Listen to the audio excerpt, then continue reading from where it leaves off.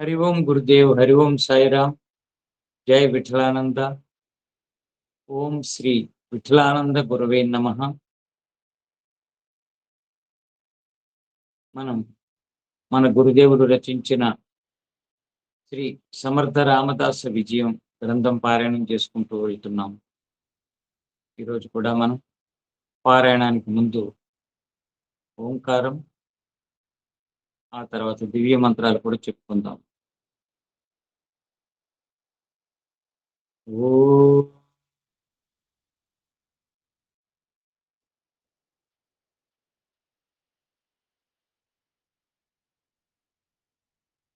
ఓ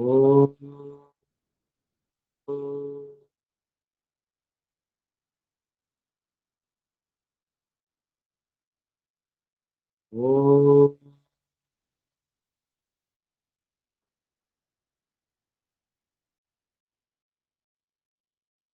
దివ్య మంత్రాలు చెప్పుకుందాం. అందరూ కూడా సుఖాసనంలో కళ్ళు మూసుకుని ఉండి హృదయంలో మీ సద్గురువుని స్మరించుకుంటూ ఈ మంత్రాలు మొదలు పలకండి.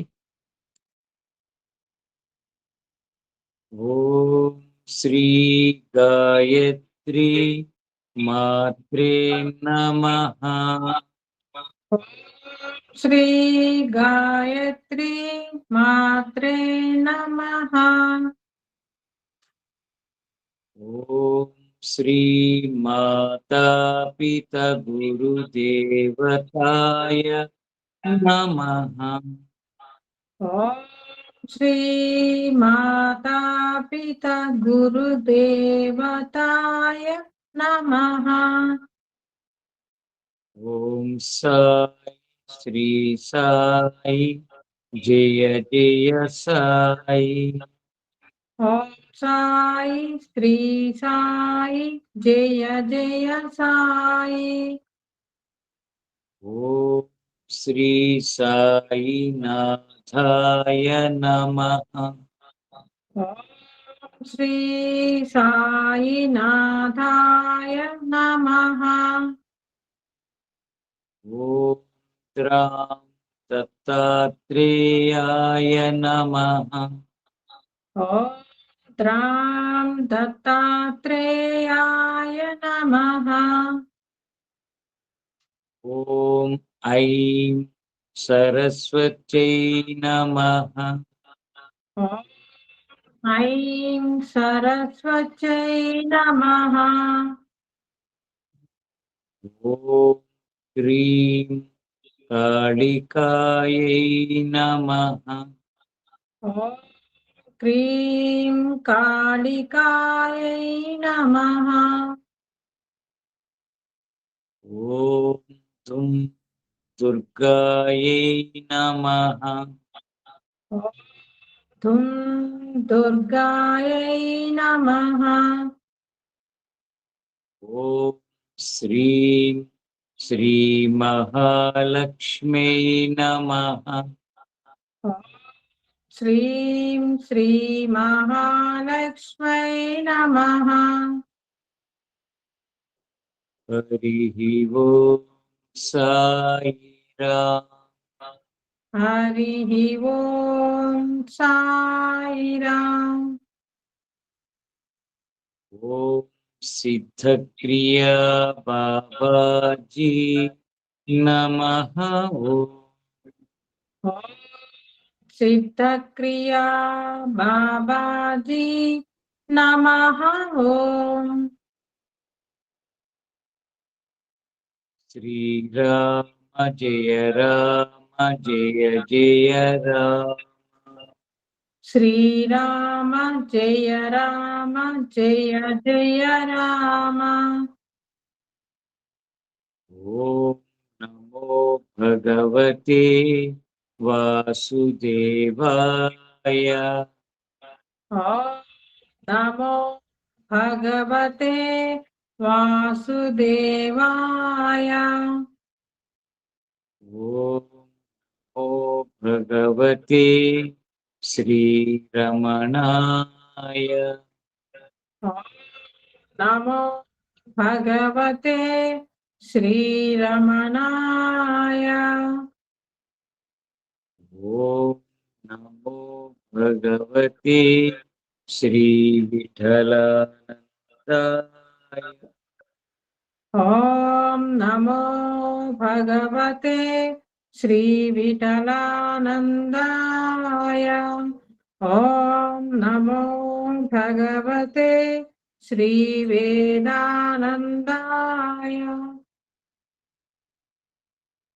గురుభ్యో నమః, సద్గురుభ్యో నమః, శ్రీ విఠలానంద గురవే నమః. మనం పారాయణంలోకి వెళదాం. ఈరోజు 9వ అధ్యాయం. శ్రీరామ జయ రామ జయ జయ రామ. నారాయణకు వివాహ ప్రసక్తి. శ్రీ నిత్యానందుల వారు శిష్యుని ప్రశ్నకు సమాధానం చెప్పుటకు ఆ రేణుబాయి యొక్క ఆరాటమంతయు కన్నులు మూసుకుని మనోనేత్రంతో దర్శించారు. ఆ మహాత్ముని యొక్క లీలలు గోచరించగానే వారికి ఆనంద పరవశం కలిగింది. చేతులు జోడించి, ఆహా లీలావతార, నీ లీలలతో అందరినీ నవ్వించి ఏడిపించి నీవు మాత్రం వినోదిస్తావు. నీ లీలల మాధుర్యం తెలిసిన వారికి నిరంతరానందాన్ని ప్రసాదిస్తావు. తెలియలేని వారిని మాయలో ముంచి శోకసంద్రంలో త్రోసివేస్తావు. ఏమి ఈ నీ మాయా వినోదము! ఎంత తరచినా అంత మధురము. నీకు గల సమయస్ఫూర్తి, నీ దీక్షా తత్పరత అనితర సాధ్యము తండ్రి అంటూ ప్రార్థించి, విద్యాసాగర అంటూ శిష్యుని వంక పరికించి చూడగా కథలోని అంశాలు అర్థమైనట్లుగా అతని కన్నుల నుండి అశ్రుధారలు కనిపించినవి. గురుదేవుల పిలుపుతో శిష్యుడు కూడా కన్నులు తుడుచుకుని, స్వామి చెప్పండి, శ్రీ సమర్థులి సంఘటనను ఎంత సమర్థవంతంగా నిర్వహించారో అన్నాడు. శ్రీ నిత్యానందులిలా చెప్పసాగారు. నారాయణ ఇంటి విషయాలేమీ పట్టించుకొనకుండుట రేణుబాయికి సంకటమైంది. కానీ నారాయణ ఈ విషయాలేమీ పట్టించుకోలేదు. తన నిత్య కార్యక్రమంలో ఏమాత్రము మార్పు చేసుకోలేదు. రేణుబాయి పెద్ద కొడుకు కోడలు ముచ్చటగా కళ్ళ ముందు తిరగటం చూసి చాలా సంతోషపడింది. అలాగే చిన్న కొడుక్కి కూడా వివాహం చేసేస్తే తన బాధ్యత నెరవేర్చుకున్నట్లే అనుకున్నది. తన ఆలోచనను సరాసరి నారాయణతో చెప్పాలని ఆమె నిర్ణయించుకున్నది. ఒకరోజు తల్లి కొడుకులు కలిసి గోదావరిలో స్నానానికి వెళ్ళారు. ఇదే సమయం అనుకుని రేణుబాయి, ఒరే నారాయణ, నీకు కూడా పెళ్లి చేయాలని నా కోరిక, అది నా బాధ్యత కూడా అంటుండగానే నారాయణ చివాలున లేచి దబ్బున నదిలోకి దూకేశాడు. రేణుబాయి పెద్ద పెద్దగా కేకలు వేసి దుఃఖించసాగింది. చుట్టూ ఉన్నవారు విని అక్కడకు చేరి నదిలో దిగి నారాయణను పైకి తీసుకొచ్చారు. నారాయణ దుమికిన చోట ఒక పెద్ద బండరాయి ఉన్నది. అందువలన నారాయణ తలకి బాగా దెబ్బ తగిలింది. అతడు స్పృహ కోల్పోయినాడు. అందువలన నీళ్లలోనే ఉండి పోవుట జరిగింది. అందరూ కలిసి నారాయణకు సేవ చేసి స్పృహ తెప్పించారు. తలకు దెబ్బ తగిలిన చోట పెద్ద బొప్పి కట్టింది. విద్యాసాగర, శ్రీ స్వామి సమర్థులకు ఆనాడు తగిలిన దెబ్బ ఆయన వివాహానికి నిరసనగా జీవితమంతా ఉండిపోయినట్లు చెప్పుకుంటారు. స్వామివారు తన నోటితో తల్లికి ఎదురు సమాధానం చెప్పకుండా తన చేతలతోనే వ్యతిరేకత ప్రదర్శించారు. శ్రీ స్వామి చాలా సమయస్ఫూర్తి కలిగిన వారు. జయ జయ రఘువీర సమర్థ అని నామస్మరణ చేసి నిత్యానందులు తిరిగి ఇలా చెప్పసాగారు. శ్రేష్ఠునికి ఈ విషయం తెలిసింది. పరుగు పరుగున వచ్చి నారాయణను తల్లిని తీసుకుని ఇంటికి చేరినాడు. తల్లిని ఉద్దేశించి, అమ్మా, ఇక మీదట ఎప్పుడూ నారాయణ ముందు పెళ్లి ప్రసక్తి తీసుకురాకు అని చెప్పినాడు. ఒక రోజున నారాయణ ఇంటిలోని లేని సమయంలో తల్లి పెద్ద కుమారునితో నారాయణ పెళ్లి ప్రసక్తి తీసుకుని వచ్చింది. అతను, అమ్మా, ఈ విషయం నారాయణతో అనవద్దు. ఏకంగా పెళ్లి నిర్ణయించిన తర్వాతనే తెలుపుదాం. పెళ్లి నిర్ణయమైన వెనుక అతడు మన గౌరవ మర్యాదల కోసమైనా పెళ్లి పీటల మీద కూర్చుంటాడు అని చెప్పినాడు. తల్లి అలాగేనని లోనికి వెళ్ళింది. శ్రేష్ఠుడు తల్లిని బాధ పెట్టడం ఇష్టం లేక అలాగ చెప్పినాడే గాని నారాయణ ఒప్పుకుంటాడనే నమ్మకం అతనికి లేదు. నారాయణ నడత, తీరు ఒక యోగి మార్గమును తెలియచేయుచున్నాయి. శ్రీరామ ఉపాసకుడైన శ్రేష్ఠునికి ఇవన్నీ అవగతమవుతున్నాయి. తల్లి రేణుబాయి నారాయణకు పెళ్లి చేయాలని అంటూ బంధువులందరికీ తెలిపింది. ఈ విషయం నారాయణకు తెలిసి తల్లికి తన అయిష్టతను తెలిపి తాను అడవులకు వెళ్ళిపోయినాడు.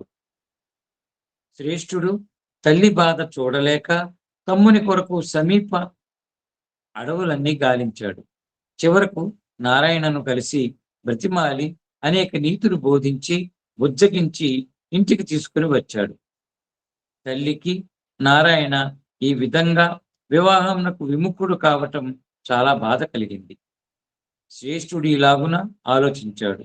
ఎందరో యోగులను సద్గురువులను చూచినప్పుడు వారి గొప్పతనమును విన్నప్పుడు చాలా మంది తల్లులు మురిసిపోతారు. ఏ తల్లి కన్నబిడ్డో అనుకుంటారు. కానీ తాను కన్నబిడ్డ అలాంటి యోగ్యుడైన యోగిగాను ప్రపంచాన్ని ఉద్ధరించే సన్యాసిగాను కావాలని కోరుకోరు. చక్కటి సత్యం చెప్తున్నారు. తన దాకా వస్తే ఆ పరిస్థితి వేరు. పక్క వాళ్ళని చూస్తున్నప్పుడు ఆలోచనలు, అభిప్రాయాలు వేరుగా ఉంటాయి. ఇదే విచిత్రం. శ్రేష్ఠుడు తల్లిని, తమ్మునిలోని విరక్తి భావమును గమనిస్తూనే ఉన్నాడు. అతనికి తమ్ముడు ఇక సంసారం సాగరంలోకి రాడు అని తన మనస్సులో గట్టిగా అభిప్రాయం కలిగింది. తల్లితో ఇలా అన్నాడు. అమ్మా, నారాయణ కారణ జన్ముడని నీవే ఒకసారి చెప్పి ఉన్నావు కదా. అంతేకాక అనుమదంశయని కూడా చెప్పినావు. శ్రీరామ సేవకుడైన మారుతి బ్రహ్మచారి కనుక అతని అవతారమైన నారాయణ ఎట్లు వివాహం చేసుకుంటాడు? అందువలన నీవు మనసు మార్చుకుని ఆ ప్రయత్నము విరమించుకో. లేకుంటే నారాయణ మనకసలు దక్కనే దక్కడని నేను భావిస్తున్నాను అంటూ హితవాక్యాలు చెప్పాడు. అతని హితవు సమంజసమే అని కొలది రోజులు తల్లి మనసు నిగ్రహించుకున్నది. కానీ పూర్తిగా ప్రయత్నాలు మానలేకపోయింది. ఇది కూడా విధి విలాసమేనని భావించుతారు ప్రాజ్ఞులు. శ్రీరాముని సంకల్పం వలన అవతరించిన నారాయణ ఈ గృహానికి తల్లి ప్రేమకు అంకితం కాకూడదన్నదే దైవ సంకల్పం. శ్రీరామచంద్రుడు ఏ విధంగా కౌసల్యామాత యొక్క ప్రేమకు కట్టుబడక వాసమునకు పోయినో ఆ విధముగానే మహత్కార్య సాధనార్థము, ధర్మ సంస్థాపనార్థము అవతరించిన మహాపురుషుడు నారాయణ. కావున ఏ విధముగానైనా ఇల్లు వదిలిపోయి తపము చేయవలెనని సంకల్పము ప్రగాఢముగా నున్నది. ఆ విషయమై అనగా తన ఆశయసిద్ధి కొరకు శ్రీరాముని ఆశ్రయించి ప్రార్థించుచుండెను. ఒకనాడు తల్లి నారాయణుని గోదావరి తీరమునకు స్నానమాచరించుటకై తనతో రమ్మని తీసుకుని వెళ్ళినది. అతనితో ఏకాంతమున అనేక విధములైన ప్రీతిపూర్వకమైన మాటలతో బ్రతిమలాడు ధోరణిలో, నాయనా, నాకు మీరిరువురు 2 నేత్రములు వంటి వారు. 10 మంది బిడ్డలుంటే అందులో ఒకరు వివాహం ఆడకపోయినా పట్టించుకునే పని లేదు. కానీ మీరిద్దరూ భార్యా పిల్లలతో ఇల్లంతా కళకళలాడుతుండగా చూడాలని నా కోరిక. నాయనా నారాయణ, నా మాట కాదనకు. నిన్ను పెళ్లి కుమారునిగా చూడాలని నా మనసు ఉవ్విళ్ళూరుచున్నది. నీవు ఊ అంటే చాలు. పిల్లనియ్యటానికి బంధువులు కూడా సిద్ధంగా ఉన్నారు. నా మాట విను, నన్ను బాధ పెడతావా అంటూ కన్నీరు కారుస్తున్నది. నారాయణ మనసులో మాత్రం, శ్రీరామ, నీవే శరణు, నాకీ బంధములు తొలగించే భారము నీవే దేవదేవా అంటూ మౌనంగా ప్రార్థిస్తున్నాడు. ఆ మౌనమూర్తిని చూచి తల్లి, ఏమి పుత్ర, నా మాటకు అంగీకరిస్తావా లేదా అంటూ గట్టిగా నిగ్గదీసింది. వెంటనే నారాయణుడు సమయస్ఫూర్తితో ఇలా అన్నాడు. మాతృదేవి, ఈ విషయం నన్ను అడుగవలయునా? నా మాతు పరదైవతం, తల్లి కన్నా వేరు దైవము లేరు. కన్న తల్లియే ప్రత్యక్ష దైవమని శాస్త్ర వాక్యము నాకు తెలుసు. విద్యాభ్యాస సమయంలో ప్రతిరోజు గురువులు మాతృదేవో భవ, పితృదేవో భవ, ఆచార్య దేవో భవ, అతిథి దేవో భవ అని పలికించి తర్వాతనే విద్యాబోధన చేసేవారు. అందువలన తల్లివి, నీ మాట వెనక ఎవరి మాట వింటానమ్మా? నీ సంతోషం కొరకు ఏమైనా చేస్తాను, చెప్పు, ఏమి చేయమంటావో అన్నాడు. మనసు శ్రీరామునికి అంకితమనొచ్చి, శ్రీరామ, నా తల్లి నా ధర్మమునకు వ్యతిరేకమైన కోరకుండా చూడు అని ప్రార్థించాడు. తల్లి వెంటనే, సరే అయితే విను, నేను వివాహ ప్రసక్తి తెచ్చినప్పుడల్లా నీవు వెర్రి చేష్టలు ఎందుకు చేస్తావు? ఇక మీదట అలా చేశావంటే నా మీద ఒట్టు అన్నది. ఇదిగో చెప్తున్నాను, చెవికెక్కించుకో నాయనా. నీవు కళ్యాణ మంటపంలో తెర పట్టుకునేటంత వరకు వివాహ విషయంలో ఎటువంటి ఆటంకము చెప్పరాదు అని ఆజ్ఞాపించినది. నారాయణ ఆమె మాటలు విని చెక్కుతాయను. కొంత యోచించుకుని, తల్లి, నీ ఆజ్ఞ ప్రకారమే నేను పెళ్లిలో తెరపట్టు వరకు ఎట్టి ఆటంకమును కలిగించను, సరేనా అని లాలనగా సమాధానం చెప్పాడు. అమాయకురాలైన తల్లి కుమారుడు తన మనోరథమును తీర్చునని ఆనందపడినది. నారాయణుని మాటలలోని భావమును గ్రహింపలేకపోయింది. ఆమె త్వరగా శ్రేష్ఠునికి విషయం తెలియజేసి పెళ్లి కూతుర్ని తన బంధువర్గంలో నుండి తెచ్చుకున్నట్లయితే మంచిదని యోచించి బంధువులకు కబురు చేసింది. మంచి సాంప్రదాయము గల కుటుంబంలో బియ్యానికి ఎవరైనా తమ భాగ్యంగా భావిస్తారు కదా. వారు రేణుబాయి పిలుపు అందుకొని వచ్చి సుముహూర్తం నిర్ణయించినారు. నారాయణ ఎప్పటిలాగే తన దైనందిన కార్యక్రమములతో రోజులు గడుపుచున్నాడు. తల్లి హడావిడి అంతా ఇంతా కాదు. పెళ్లి పనులతో ఆమెకు రోజొక క్షణముగా గడుస్తున్నది. శ్రేష్ఠుడు ఆమెకేమీ బదులు చెప్పక ఆమె సంతోషాన్ని వీక్షిస్తూ, శ్రీరామ, ఈ తల్లికి రోజు ఉన్న సంతోషం నిరంతరం ఉండేలాగా అనుగ్రహించు తండ్రి అని ప్రార్థించుకొనుచు గడుపుతున్నాడు. శ్రేష్ఠుని మదిలో ఈ విధమైన విచారణ కలిగెను. ఈ సంసారం అన్నది సుఖదుఖములనబడు తరంగములతో కూడిన సాగరము వంటిది. సముద్రమునందు వచ్చు అలలు ఉవ్వెత్తున లేచిపడుచు తీరమును తాకి సమసిపోవుచుండును. చిన్న తరంగము గాని పెద్ద తరంగము గాని ఏదైనా కొంత సమయమే గాని ఎక్కువ సమయం నిలువదు. సముద్రంలోని జలము యొక్క రుచియే ప్రతి తరంగపు నీటిలోనూ ఉండుటను గమనిస్తున్నాము. కావున సముద్రము లేనిచో తరంగమునకు ఉనికి లేదు, తరంగము లేని సముద్రము ఉండదు. కావున అనునవి మానసిక వికారము లేనని తెలుసుకుని మనసును విస్తరంగా సముద్రము వలె ఉంచుకోగలిగినచో సంసారంలోని ద్వంద్వములు మానవుని ఏమీ చేయలేవు. లేకున్నచో సంతోషము కలిగినప్పుడు పొంగుటయో దుఃఖము పైబడగా కృంగుటయో తప్పనిసరి అగును. కానీ ఒక్క విషయం మాత్రము నిక్కము. సుఖమైన దుఃఖమైన కొద్ది సమయము మాత్రము మానవుని లోబరుచుకొను. ధైర్యముతో ఓర్పుతో సహించవలసినదే గాని వాని నుండి దూరంగా పారిపోవడం కుదరదు. ఇట్లా ఆలోచించి కొంచు నిత్య కార్యక్రమంలో మునిగిపోయినాడు శ్రేష్ఠుడు. విద్యాసాగర, ఇప్పుడు జరగబో వింత సంఘటన వినుము. శ్రీ సమర్థుల వారి సామర్థ్యము విశదమవును. సుముహూర్తం దగ్గర పడింది. అందరికీ పిలుపులు అందినవి. బంధువులంతా వచ్చినారు. నారాయణుని పెండ్లి కుమారుని చేసినారు. నూతన వస్త్రములతో చక్కగా ముస్తాబు చేసినారు. ఆ దుస్తులతో నారాయణ తన తల్లి వద్దకు పోయి నమస్కరించాడు. తల్లితో, అమ్మ, నేను బాగున్నానా? నీకు సంతోషమే కదా? నీ ఆనందం కొరకే నీ ముస్తాబు ధరించాను అన్నాడు. తల్లి చాలా సంబరపడింది. తన మాట విన్నందుకు ఇలా అన్నది, నారాయణ, నా తండ్రి, ఎంత అందంగా ఉన్నావు, సాక్షాత్ శ్రీరామచంద్రుని వలె ఉన్నావు అంటూ తల నిమిరింది. మనసులో నా పుత్రునికి దృష్టి తగలకుండుగాక అని అనుకున్నది.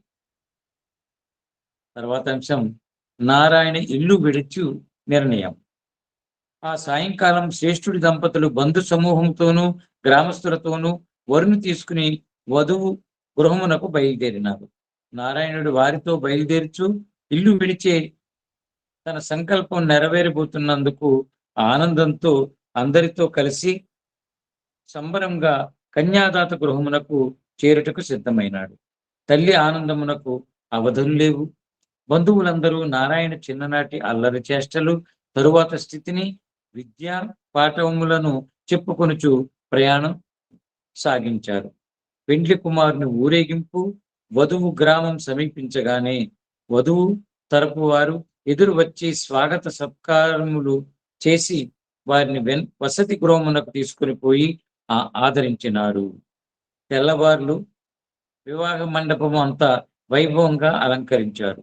వధూవరులకు మంగళ స్నానములు అయిన తరువాత వారికి పెళ్లి ముస్తాబు చేసినారు. వధువు గౌరీ పూజలో నిమగ్నమైనది. కన్యాదాత నారాయణకు వరపూజ చేసి కళ్యాణ వేదిక పైన కూర్చుండజేసినారు. మంగళ వాయిద్యములు, భూనభోంతరాళములు దద్దరిల్లునట్లు మోగుచున్నవి. పురోహితులు వేదమంత్రాలు చదువుచున్నారు. ముత్తైదువులు, వధువు తరపు వారు, వరుని తరపు వారు కూడా సరస సల్లాపములతో మంగళహారతులు సిద్ధము చేసుకుని పాటలు పాడుచున్నారు. దూరపు బంధువులు ఒకరికొకరు పలకరింపులతో హాస్యరస ప్రసంగములతో పెండ్లి పందిరంతా సంతోషం వెల్లివిరుస్తున్నది. ఆ సమయంలో మహావైభవంగా అలంకరింపబడిన వేదిక మీద నారాయణ కూర్చుని ఉండగా తల్లి సమీపించి కుమారుని మరీ తనివి తీరా చూచుకున్నది. తల్లిని ఉద్దేశించి నారాయణుడు, ఇలా చూడాలని నీ కోరిక తీరినదా అంటూ అడిగాడు. తల్లి, చాలు, నేను కోరుకున్నది ఇదే. ఇద్దరు పుత్రులను ఎన్నో పూజలు చేసి కన్నాను. నేను చాలా అదృష్టవంతురాలిని అన్నది. ముహూర్తం దగ్గర పడుచున్నది. అందరికీ అన్నీ సక్రమంగా జరుగుచున్నవి కదా, ఏ లోపం లేకుండా చూడు అంటూ శ్రేష్ఠునికి పురమాయించింది. మీ తండ్రి గౌరవం ఈ శుభకార్యంతో ఇనువడించాలి అంటూ తన స్థానంలో తాను ఆసీనురాలైనది. పురోహితులు పెండ్లి కుమారుని చేత గణపతి పూజ చేయిస్తున్నారు. ఇలా జరుగుతుండగా నారాయణుడు, శ్రేష్ఠుడు ఒకరికొకరు చిత్ర విచిత్రంగా చూచుకున్నారు, నవ్వుకున్నారు. నారాయణ చూపులలోని మర్మం సోదరుడు గ్రహించాడు. సంతోషంతో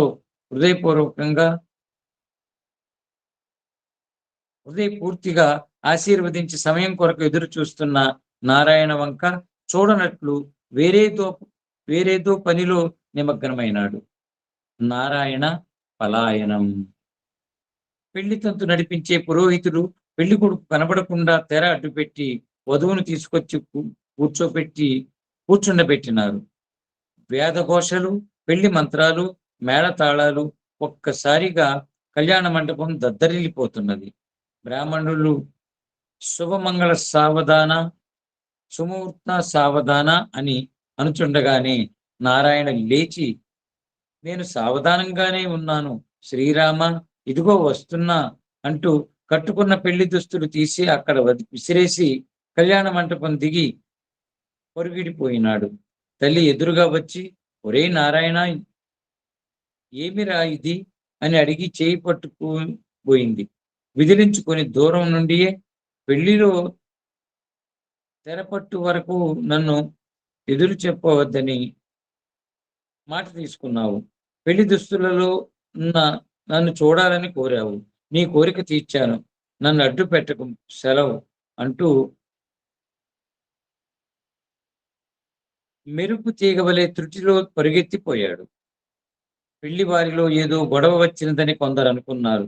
విషయం పూర్తిగా అందరికీ తెలిసేలోపు కొంత సమయం పట్టింది. తల్లికి ఏమి తోచడం లేదు.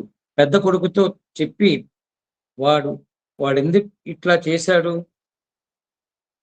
ఇంతమంది బంధువులు మిత్రుల మధ్యన మన పరువు ఏమైపోవాలి? ఓ శ్రీరామ, నేనేమి అపరాధం చేశాను? వీడింత పని చేశాడు, నేను వాడిని పెళ్లికి ఒప్పించాను కదా అని పరిపరి విధాల బాధపడసాగింది. బంధువులు మిత్రులు కొందరు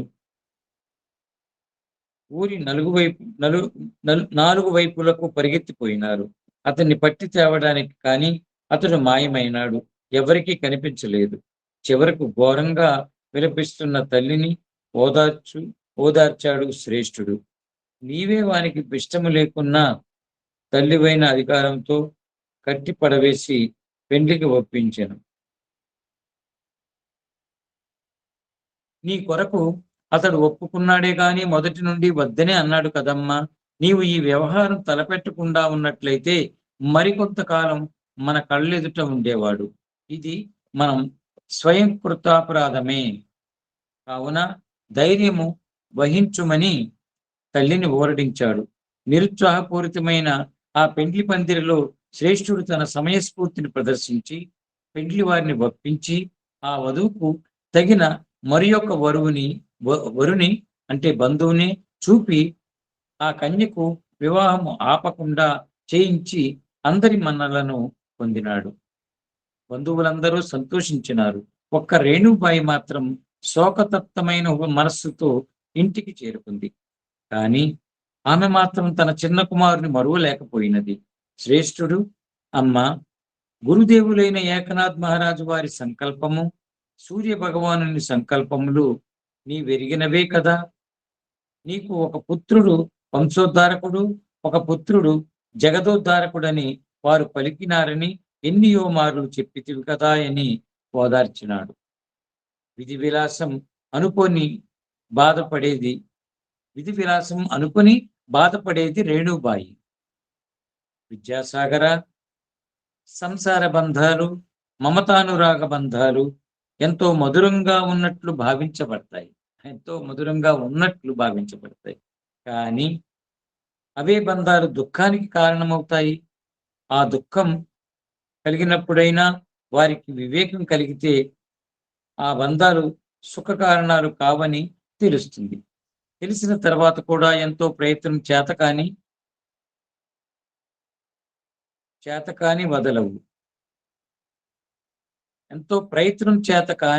వదలవు. ప్రతి తల్లి తండ్రి తమ బిడ్డలను సంసారులను చేసి చూడాలని అభిప్రాయపడతారు.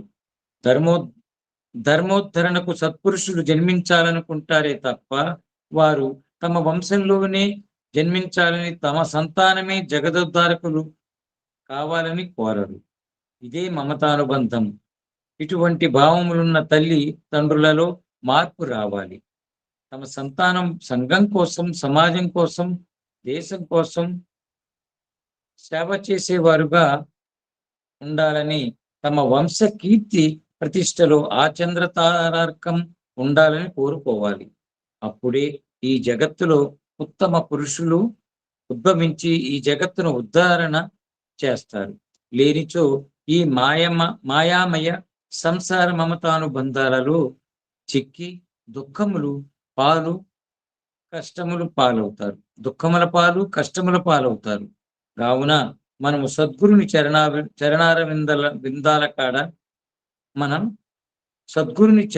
విందాల కడ చేతులు జోడించి తల్లిదండ్రులలో ఇటువంటి ఉత్తమ సంస్కారము కలిగేలాగున ప్రార్థించుదాము రా అని నిత్యానందులు పలుకగా విద్యాసాగర, నిత్యానందులు ఇరువురు జగద్గురువుని ప్రార్థించినారు. జై జై రఘువీర సమర్థ, శ్రీరామ జయ రామ, జై జయ రామ. ఇది విద్యాసాగర శ్రీ నిత్యానంద యోగి సంవాద రూపమున శ్రీ దత్తాత్రేయ సంప్రదాయ శిష్య పరంపరలోని శ్రీ శ్రీ శ్రీ స్వామి విఠలానంద సరస్వతి మహారాజ్ శ్రీ విఠల్ బాబాజీ విరచిత శ్రీ సమర్థ రామదాస విజయములోని 9వ అధ్యాయం సంపూర్ణం.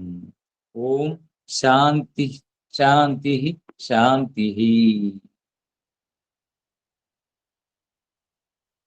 దిగంబర దిగంబర శ్రీపాద వల్లభ దిగంబర దిగంబర దిగంబర అవధూత చింతన దిగంబర దిగంబర దిగంబర సద్గురు రూప దిగంబర దిగంబర దిగంబర దత్త స్వరూప దిగంబర దిగంబర దిగంబర విఠలానంద దిగంబర దిగంబర దిగంబర శ్రీపాద వల్లభ దిగంబర దిగంబర దిగంబర అవధూత చింతన దిగంబర. శ్రీ సచ్చిదానంద సమర్థ సద్గురు సాయినాథ్ మహారాజ్ की जय. श्री दत्त भगवान की जय. श्री समर्थ रामदास महाराज की जय. श्री श्री श्री विठलानंद सरस्वती महाराज की जय. अवधूत चिंतन श्री गुरुदेव दत्त. सद्गुरुभ्यो नमः. ओम श्री विठलानंद गुरुवे नमः. जय हो.